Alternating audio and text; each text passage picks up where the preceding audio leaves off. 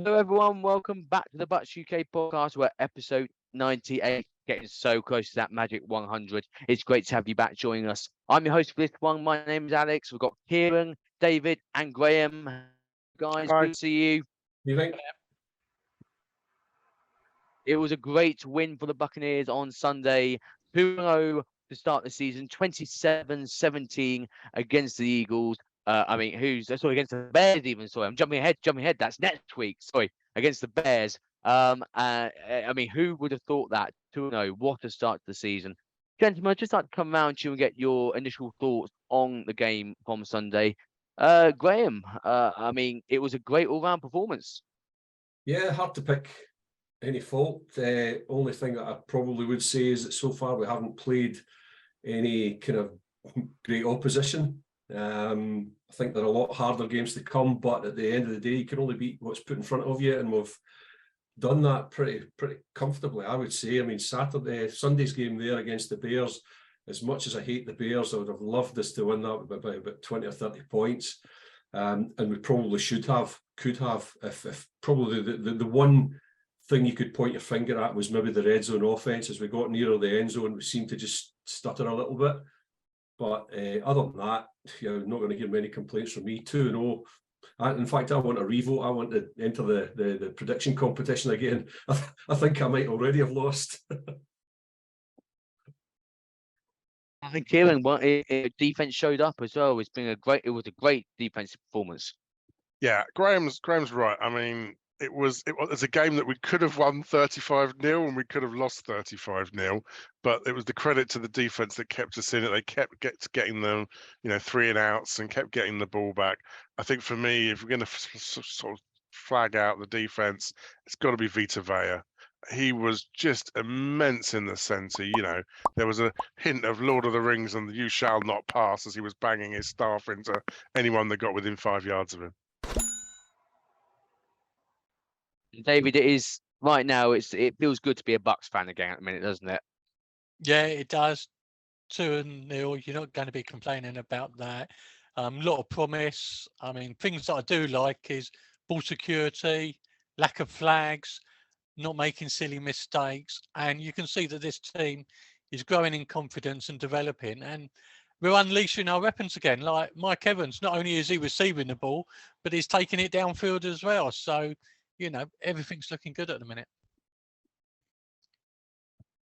It was a fantastic performance. It was great to watch here in the UK. Nice early kickoff as well, which we're going to get used to, I think, this season now. Tom Brady is no longer under centre for us.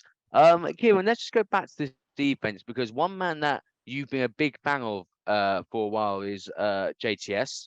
And you did make a comment on the forum. Now that I was on the forum, I didn't see it as well this time, Kieran. But he did play well as well. Let's sing his praises. He had a really good game. I think that's true. I think he had 2 sacks, so he led the team in sacks on a day that was very sack happy. I blow hot and cold on JTS. I think but I think this year he is definitely making progression. What's nice, I mean, I said this on the forum about the defense as a whole. It seemed to be we've really dialed up the aggression, really dialed up the intensity, but not at the expense of accuracy, not over pursuing, not using our lanes. There was one play where JTS kind of lost contain, but it happens. But I kind of feel like actually there's a lot fewer mistakes and a lot more upside than we've probably seen from him in recent years. So I'm going to go glass very much half full for Mr. Tryon Shoyinka.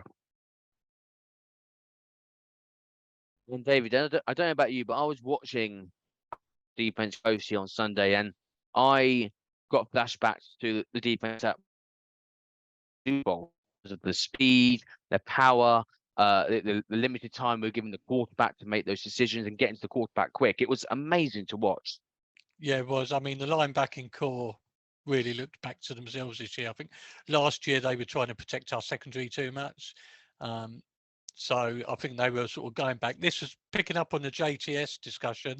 This was the perfect game for JTS. He's not very good at a quarterback that tucks himself into a pocket and he's throwing the ball, but someone that's a mobile quarterback likes to drop back a little bit further, get out that's the man that JTS is going to get to every time. So that was probably the ideal quarterback for him to play. But yeah, I mean, collectively across the defense, they look great. And that's been a big thing about the drafting and the whole scheme for this year is they've gone for faster, quicker players. And it really showed out, didn't it?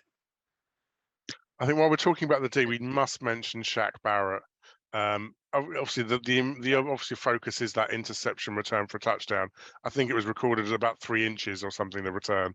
I don't think it's not going to set any yardage records, but I think it was probably more what it meant to him, more what it meant to the team.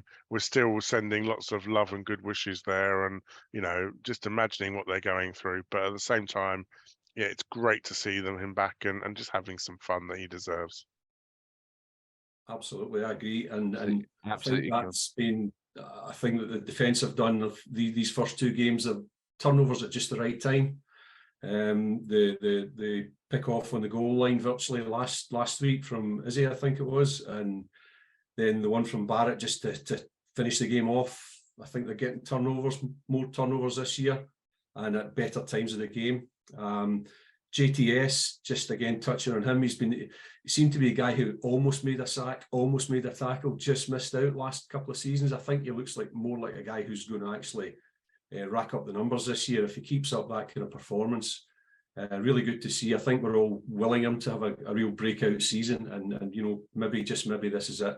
Again, we have got better teams to come that we're going to have to play against, but great start to the season for him. I mean, I also think on defense, what has been good in both games so far is adjustments during the game. Again, we had the same thing, open receivers downfield. And just like the first game, by half time, we'd solved the problem and we were starting to shut them down again, which was great. Yeah, I think it's telling that it's largely the same group of players. Certainly the starters are largely the same as last year, so a lot more comfort in a system that they all know and are surrounded by people that they've played with for at least a year now. So I think that really helps. And the one player we haven't mentioned on this defense yet, who I thought was incredible on Sunday, is Devontae David. He was almost being that field general, if you like, for the linebacking core. I mean, David, I can see you nodding there, agreeing with me. He was. I just thought he was immense on Sunday. Incredible. Yeah, I mean, he's back to his best at captaining that backfield, isn't he? And dictating where it goes. He was clearly spying and picking up the runs, and yeah, back to his old self. He looked fantastic, didn't he? So really good. Again, just another defensive player that was a ball hog out there. They all seem to be so up for it at the minute. It's fantastic. It's so good to see defense playing like it did a few years. It's fun to watch as a Buck. Let's switch sides of the ball and Graeme. I mean, Baker Mayfield settling in pretty well after 2 games, you have to say. The offense we're talking about here, sorry. Yeah, Baker. Yeah, sorry, yeah, offense. Sorry, Baker. Yeah. I mean, offensively, I say at the start of every season, we'll never die by our offensive line. If we give Baker Mayfield just enough time, I think he's good enough that he's going to either find a receiver or be able to scramble a little. The offensive line have been superb the first 2 games, and not only in the passing but in the running game. So it's the balance is perfect. I mean, I think we have actually had exactly the same number of run plays as pass plays in the first 2 games, which is perfect. Absolutely, for a team like this, for an offense like this, it has to happen. Keeps the defense off balance, keeps them guessing. We're having first down runs up the gut that are actually getting 4 or 5 yards now. And if you're getting that 4 or 5 yards, you're keeping the offense off balance and you keep the ball moving. And Mayfield will thrive in an offense that just keeps moving the ball and keeps the defense on the back foot. I think we probably need to temper expectations a little bit, just because I feel like we're being very lucky. And you make your own luck, but earlier on, Bacon could have easily have thrown a very silly interception, and that happens, and it will happen. And at some point, Baker's going to throw a pick, You know, even I read the stat, even Brady never went 2-0 without throwing an interception for the Bucs. So, Baker's going to do it at some point. And we just need to temper our expectations, because unfortunately a fumble here, an interception there could well be the difference between a win and a loss. And it would be a shame to pile on Baker, because again, there was a good chat in the forum about how we're all coming around to really, liking him in a way that we probably didn't expect that we would. And it feels like he's really endearing himself to the fans, but we just need to stick with him. Yeah, I think he's playing with a chip on his shoulder. I think he feels like he's got something to prove. He's doing all the right things at the moment, which is great to see. David, one thing he is doing really well, which is great to see, is linking up with Mike Evans as well. Mike's got over 200 yards already this season. I think there was a little bit of, not concern, but certainly discussion. Is Mayfield going to be able to link up with Evans? We know Brady managed to. Winston never quite managed it, but partnership looks like it's forming really, really nicely. Yeah, it does, and it actually looks, to be honest, better than the Brady relationship last year. I think they actually really struggled to get together. And I don't know if it's me, but Mike Evans looks so much thinner, so much fitter, and more aggressive this year. He looks a different player than he has the last 2 or 3 seasons. I mean, so many times before he'd come off a big play and he'd be limping. But he really looks up for it this year, doesn't he? So he's looking for that payday. I'm not sure He's looking. Mike Evans, after 3 years, might have gone a bit further than 70 yards on that catch. It looks like he was blowing a little bit by the end. His age starting to catch up with him just a little bit. Do we think he's getting to that point, Kieron? I'd pay the man. He catches up with us all, I can tell you that. But one thing we haven't seen yet, and maybe this is just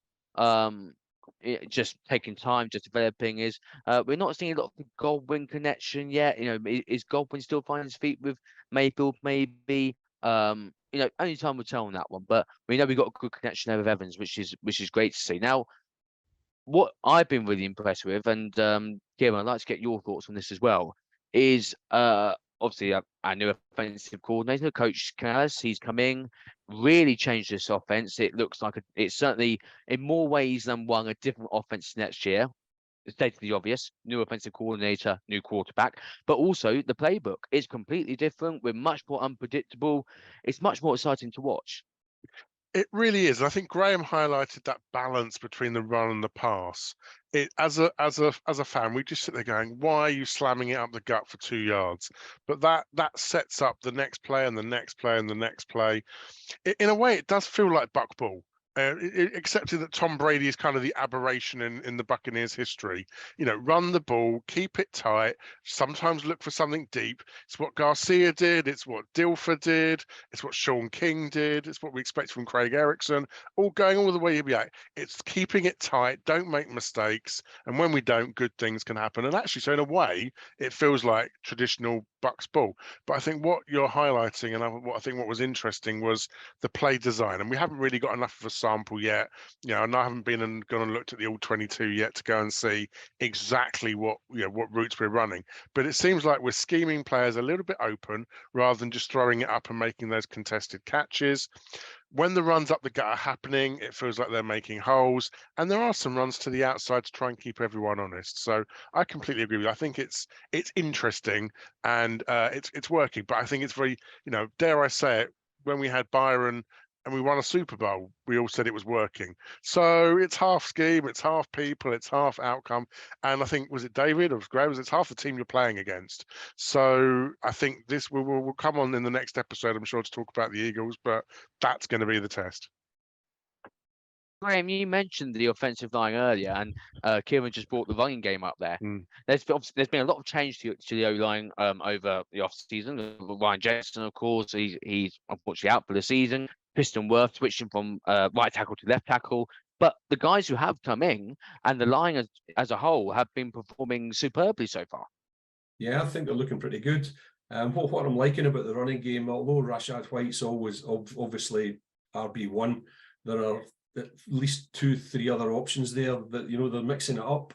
you know, and maybe not getting as good a yardage as White does, but it's changing it around. You don't need to get 5 yards, 6 yards. You only need to get, maybe you need to get 2 yards to make the defense think, you know, and next first down, well, maybe they're going to accept 2 yards again. So we need to, you know, keep keying on the run just in case. So just keeps them guessing. I think it's a good mix at the moment. And I really expect Rashad White to have some big games this season. I can see him going over 100, well over 100 in a few games this season. I think if the offensive line stays fit, now that's the big one. If the depth is okay, we've got a couple of guys who can step in who have played a bit before. I think Leverett and Stinney are still sitting there in the background. But as you delve any deeper than that, if we get 2 or 3 injuries in the offensive line, I think we're in trouble again, unfortunately. But let's be positive now. I think they're in a good place, and if they can keep opening some holes, I think Rashad White's going to be the man this year. David, just to wrap up this part of the offense, just to stick with Rashad White very quickly, because last season he was sharing the role with Leonard Fournette, and they were both getting the share of snaps. Fournette, of course, we've let go. White stepped up.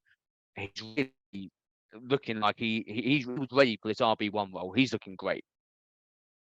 Yeah, he is, and I say it's just them extra 2 or 3 yards that he's making, and I think he knows that he's got a role with this team now. I think going back to the Brady, it was all based around passing from the pocket, wasn't it? There wasn't a lot of run game, and I actually feel that, you know, the running core now, and you know, with Sean Tucker as well, is really getting involved. And unfortunately, Edmonds picked up an injury, although I think they suggest was it a knee injury. But I think the whole running game generally feels like it is part of our offense now. It's not just there an occasional use. It is actually going to be an important part of this scheme. I think, you know what, and actually last year we had so many 3rd and 1s when you just had your heart in your mouth going, are we going to make this? But I kind of feel like even with this line with fewer names, and even with Rashad White, the new guy on the block, I rate our chances of making 3rd and 1 a lot more now. Yeah. I think on that note, Kieron, I think from a much more mobile quarterback as well, that we can do so much more different things. Because with Brady, everyone knows he wasn't a good runner. Even he said that himself. Whereas Mayfield, he's very comfortable running with the ball in his hands. So if he wants to scramble, he's going to do it, and we saw that on Sunday. Yeah, I mean, he was our 2nd biggest rusher in terms of yards, and that's not ideally how you want to be scheming things up. But yeah, I mean, there's all the cliches about extending the play when the pocket breaks down. But again, I've got flashbacks of, you know, Jameis Winston under pressure, running sideline to sideline, and it's either going to be a pick 6 or a 98-yard touchdown. And I can't live with that fear just yet. So I would just like Baker just to calm it down a little bit. Yeah, but he hasn't been doing stupid things on the end of them at the minute. Yeah. I mean, he did do that little sidearm, which was a really lovely. Yeah, sidearm, shovel pass. Hindsight's 2020. If it doesn't work, everyone says what an idiot he is. And Patrick Mahomes, who's that guy we're talking about? No idea. Let's round off our discussion of the Bears game just by looking at special teams. I mean, David Kamada, we spoke about him many times. He to have. I think we're truly now seeing how effective a very good punter can really be for your team. Well, I mean, we've known for a couple of years now we have the best punter in the league. He's got an absolute boot, and you know, he can really help us on field position really well. The thing I like about Kamada, I think he's the best tackler we got in special teams. I mean, he saved a potential touchdown. So yeah, I mean, from a punting perspective, it's an absolute joy to have him on our side. He could do so much damage, even if, you know, we do have struggle when we've not made progression down the field. Shout out to Scott Smith, who did stats from this week. 5 of the top 10 punts in Bucs history are now Kamada. I think 72-yarder was top 3. Bear in mind they measure from the line of scrimmage as well. That's how far it went. Yeah, it's beyond impressive. I don't know how to describe it. Beyond impressive. Graeme, what about sorry, excuse me. I'll try it again. Sorry, Kieron. There's a bit of cut in there for you. Sorry. That's all right. Keep going.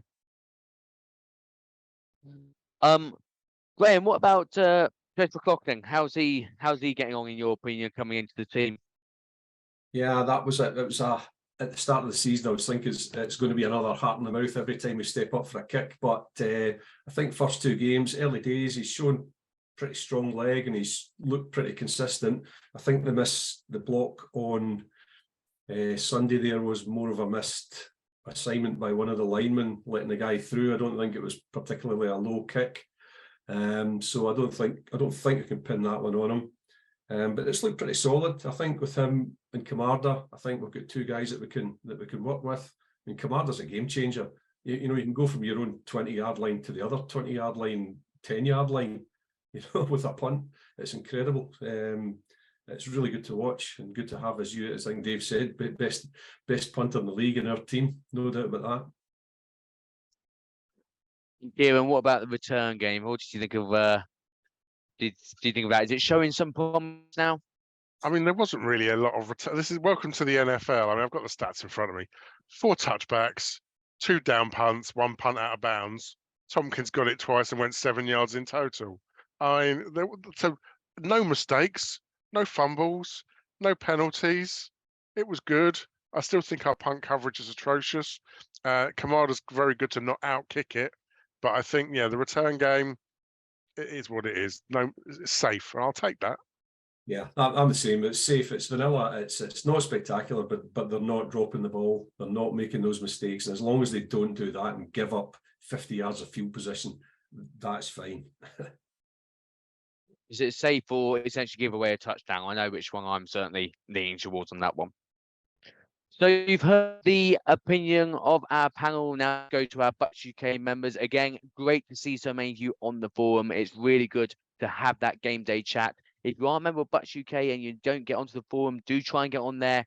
It's always good to have some fun on there and talk about the game. And we do have some comments from our members from that game that we'd like to share with you as well. So we're going to start off with Alex, who said 2-0. Who saw that coming? Who did see that coming, actually? Kieron, David, Graeme, see that one? I certainly didn't. No, I don't. Actually, if I remember back to our predictions episode, I don't think many of us did. If I remember on that one. Mariana, I've always said that Christian Isian was superb coming out of Rutgers. I lie. What a surprise, undrafted rookie talent. We did discuss him in our review of the game. Is that I believe that's 2 interceptions as well from 2 games.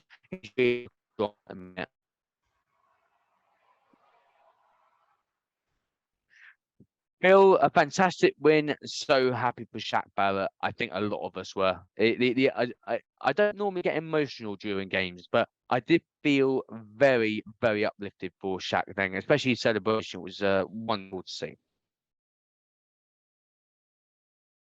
So those are the views of our members. Thank you for tuning in to listen to our review of the game. But before we go, we do have a few other things we want to discuss. So, David, I am going to come over to you because we've got some really exciting Game Watch events coming up. With our first one coming up very shortly in 2 weeks. Yeah, we have. I really feel I should be handing over to Graeme for this one. I've got the one first, haven't I? Yes. Yeah. Yeah, Graeme, sorry, David. Come on, you tell us, Graeme. Why has everyone got to go to Edinburgh? I don't know anything about it. No. Yeah. The first one is on the 1st of October for the Saints game, and it will be the first one we've had in Scotland, in Edinburgh. We'll be at the Beehive Inn in the Grassmarket, which is a fine area of the old town in Edinburgh, about 10 or 12 pubs in a row. We'll be in the Beehive down at the bottom of the Grassmarket from about the back of 5 onwards. And we'll be in the other pubs around about the Grassmarket, I'm sure, the rest of the afternoon. I'm speaking for myself there, but I don't know who else will be there. So, you know, come along, we'll have good fun, good chat, support the team. Hopefully, you know, if this is successful, we'll have this be an annual event. That's the plan, that's the idea. So if you can get online, get your tickets and come along and join us. Tickets are available right now. As Graeme said, get online, get those tickets. Members, please head over to the forum, and all the details to purchase your tickets for that watch party in 2 weeks' time is there. Now, David, I will come back to you on this one because we do have 2 other watch parties as well. We've got our London watch party and our Bristol watch party as well. Yeah, we do. Regular season week 6, 15th of October, we're in London. A new venue. So we've moved on from where we've traditionally had them. So it's Clubhouse 5. It's a brand new sports bar in Leicester Square. So we're really looking to a big event there. And that is going to be huge because that's the Detroit Lions game and that's the Bucs throwback game. So we want everybody there in their crimscool. I think it's going to be a great night, and look to see all the colours out there. I think that's going to be a real fun event. The London ones are normally quite crazy and quite busy. And that's going to be a great matchup with the Lions, who are looking really interesting at the minute.